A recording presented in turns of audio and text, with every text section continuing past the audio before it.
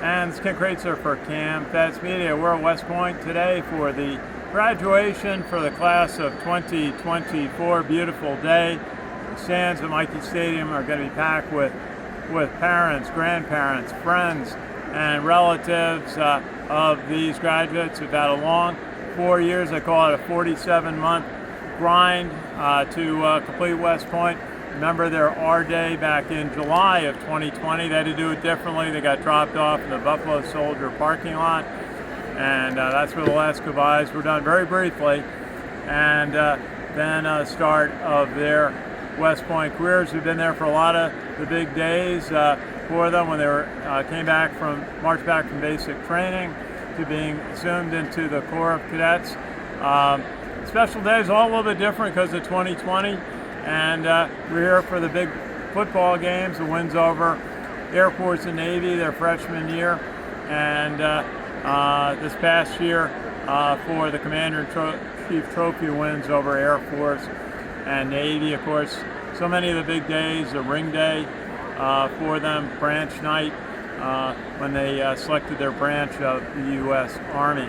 So this year we're going to have 1,036 cadets who will receive their diplomas, 12 international cadets, 231 women, and 64 class members had prior service in the U.S. military. 9 were combat veterans. Always great to see cadets coming in from the Army and the U.S. military.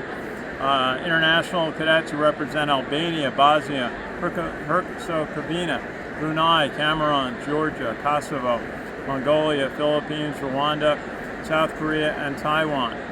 And 329 of the cadets had one parent who served in the armed forces, so about a third. And 96 are sons or daughters of West Point graduates.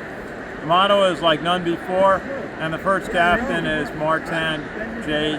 Vanderwall from West Friendship, Maryland. And Cadet Vanderwall, we saw yesterday leading the graduation day parade. He's done a great job. He gets the last word in at graduation. He'll accept a order from the Commandant to dismiss the class. And I always listen very closely to how he says it. Sometimes they use their class motto, sometimes they say beat Navy, and then they give the order to put on their covers, and then he'll order dismissed, which initiates the famed hat toss. Shortly after, the cadets will don their new Army officer uniforms and go through formal commissioning ceremonies. So, great day to be here at West Point. Watched so many on the Army football team. We just gave an award to Jacoby Buchanan, Tyson Riley, and Jabari Moore, the Lieutenant Eugene Evans, Lieutenant Colonel Eli Page Howard Leadership Award. So here with Chuck Donegan, I want to thank our sponsors, the New York Yankees, and also the Special Operations Warrior Foundation. We highlight they provide scholarships and mentoring to families in the Special Operations Committee that have lost someone in service. So thanks for watching.